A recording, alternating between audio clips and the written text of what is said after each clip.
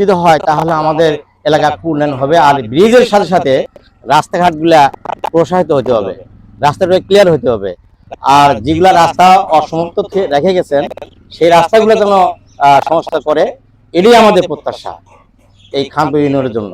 আর বিগত যে চেয়ারম্যান যারা গেছেন এবং বর্তমান যে চেয়ারম্যান আছে সে অনেক উন্নয়ন করছে, পিয়ার, কিন্তু তারপরও আরো উন্নয়ন বাকি আছে। সেই উন্নয়ন বগুড়ার শেরপুর উপজেলায় অবস্থিত খানপুর ইউনিয়নে বিগত বছরগুলোতেও লাগেনি উন্নয়নের ছোঁয়া।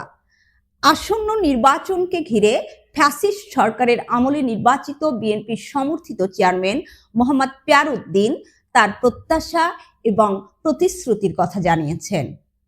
তানজিল হাসানের তথ্যচিত্রে বিস্তারিত থাকছে ফারহানা খাতুনের প্রতিবেদনে। আসসালামু আলাইকুম। আমাদের খানপুর ইউনিয়নের সামনে যে নির্বাচন চেয়ারম্যান হবে, চেয়ারম্যানের কাছে চাওয়া পাওয়া আমার শুধু রাস্তাঘাট উন্নয়ন, কালপাট ব্রিজ, এগুলাই। এগুলা জলাবদ্ধতা, জমির পানি বেড়ে থাকে, এগুলা জলাবদ্ধতা আপনার ড্রেন করে দেওয়া লাগবে, পাইপ দেওয়া লাগবে, এগুলা হলে উন্নয়ন। সুপ্রিয় দর্শক, রূপসী বাংলা টিভির নিয়মিত ধারাবাহিক আয়োজন স্থানীয় সরকার নির্বাচনী হালচালে আপনাদেরকে স্বাগতম। আজ আমরা এসেছি বগুড়ার শেরপুর উপজেলার খানপুর ইউনিয়নে। খানপুর ইউনিয়ন পরিষদের বর্তমান চেয়ারম্যান মোহাম্মদ পিয়ারউদ্দিন, উনি জনগণের অনেক আস্থাভাজন এবং জননন্দিত। জনগণের কাছে উনি অনেক প্রতিজ্ঞাবদ্ধ।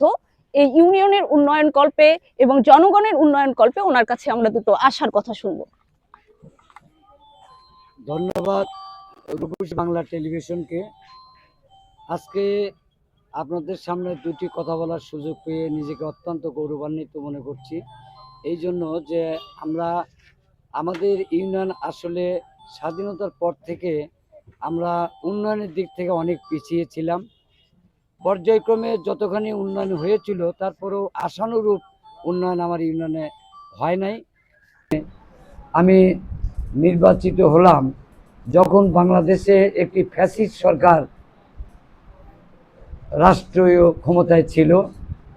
তার মধ্য দিয়েও এই খানপুর ইউনিয়নের মানুষ অনেক যুদ্ধ করে, নির্বাচনের যুদ্ধ করে আমাকে নির্বাচিত করে। তাদের মনের বাসনা যে পিয়ারকে চেয়ারম্যান আসলে বানান উচিত, তারা খুব ভালোবেসেছিল। এবং আমি নির্বাচিত হবার পর এই যে উন্নয়িত যে ইউনিয়নটি, এটাকে উন্নয়ন করার জন্য আমি আমার মেয়াদকালে আমি যথাসাধ্য চেষ্টা করেছি। আপনারা জেনে খুশি হবেন যে আমার আমলে আমি এ পর্যন্ত 18টি পাকা রাস্তা করেছি এবং এই কয়েরখেলি বাজারে সবচেয়ে একটি বড় ব্রিজের কাজ চলমান রয়েছে, যেটি প্রায় শেষের দিকে। অনেক রাস্তা ছিল যেখানে মাটি কাটার অসংখ্য এইচবিবি কাজ এগুলো করেছে। তারপরেও এখনো ইউনিয়নে অনেকগুলি কাজ বাকি রয়েছে। আমার খানপুর ইউনিয়নের মানুষের স্বপ্ন ছিল এবং আমারও স্বপ্ন এই ইউনিয়নটাকে একটি মডেল ইউনিয়নে উন্নতি করা। তো ইনশাল্লাহ আমার মেয়াদের মধ্যে যতটুকু করতে পেরেছি, তারপরেও কিছু কাজ বাকি রয়েছে। আবারও ইনশাল্লাহ আগামী নির্বাচনে যদি ইনশাল্লাহ আমি নির্বাচিত হই, আমার চিন্তা চেতনা রয়েছে এই ইউনিয়নটাকে আমি মডেল ইউনিয়নে রূপান্তরিত করব। এটি আমার জীবনের প্রত্যাশা, এটি আমার আশা, এটি আমার তপস্যা। আমি জনগণ অত্যন্ত আমাকে পছন্দ করে এবং আমার খুব কাছে রয়েছে। আমি তাদেরকে সঙ্গে করে নিয়ে এই ইউনিয়নটার উন্নয়ন আসলে করতে চাই।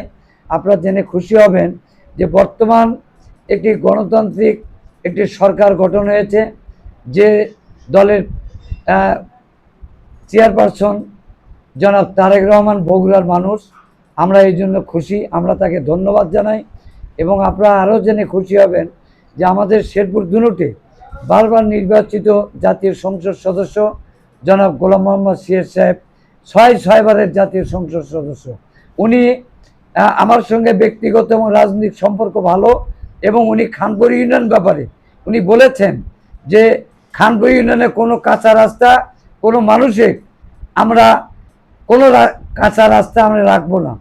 তো উনিও খানপুর ইউনিয়ন উন্নয়ন করার জন্য আমার সঙ্গে উনি রয়েছেন, যেজন্য আমি বিশ্বাস করি ইনশাল্লাহ আগামী নির্বাচনে আমি এখানে নির্বাচিত যদি ইনশাল্লাহ হই, তাহলে খানপুর ইউনিয়ন অবশ্যই উন্নয়নের দিক থেকে মডেল ইউনিয়নে রূপান্তরিত ইনশাল্লাহ করব। এই ইউনিয়নে কিছু সমস্যা রয়েছে, যেমন আরও কিছু পাকা রাস্তা এখনো শেষ হয়নি, এবং কাঁচা রাস্তাও কিছু রয়েছে।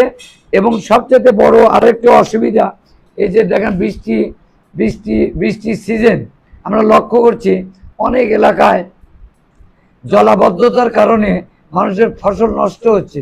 আমরা খুব তড়িৎ গতিতে সেগুলো সমাধানের পাইপ টাইপ দিয়ে আমরা এই সমাধান করার চেষ্টা করছি, কিন্তু স্থায়ী সমাধানের জন্য আরও একটু উন্নয়নের আরও একটু বৃহৎ পরিকল্পনা এবং বৃহৎ আপনার প্রকল্প আসলে দরকার।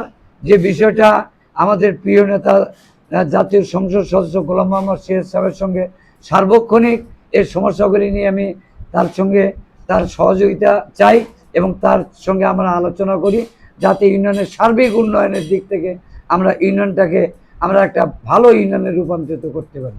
এটি আসলে ইউনিয়নের মানুষের চাওয়া, এটি আমারও জীবনের অনেক স্বপ্ন, যাতে ইউনিয়নের মানুষ এবং হতদরিদ্র দুঃখী মানুষ যাতে এখানে তাদের মুখে আমি হাসি দেখতে চাই।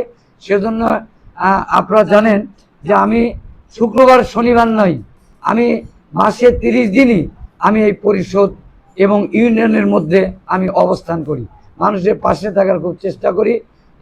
এটি আসলে আমার এই নির্বাচিত প্রতিনিধি চেয়ারম্যান, এটি খানপুর ইউনিয়নের জন্য এটি আমার একটা তপস্যা। আমি তপস্যা করে চলছি। বাদ বাকি কি রেজাল্ট তা জানি না, বাদ বাকি আল্লাহ যদি রহম করে, ইনশাল্লাহ মানুষ যদি আমার পাশে থাকে, ইনশাল্লাহ আগামী নির্বাচনেও ইনশাল্লাহ নির্বাচনের মধ্য দিয়ে যদি জয়লাভ করতে পারি, অবশ্যই খানপুর ইউনিয়নকে মডেল ইউনিয়নে রূপান্তরিত ইনশাল্লাহ করব। সবাইকে ধন্যবাদ। আসসালামু আলাইকুম।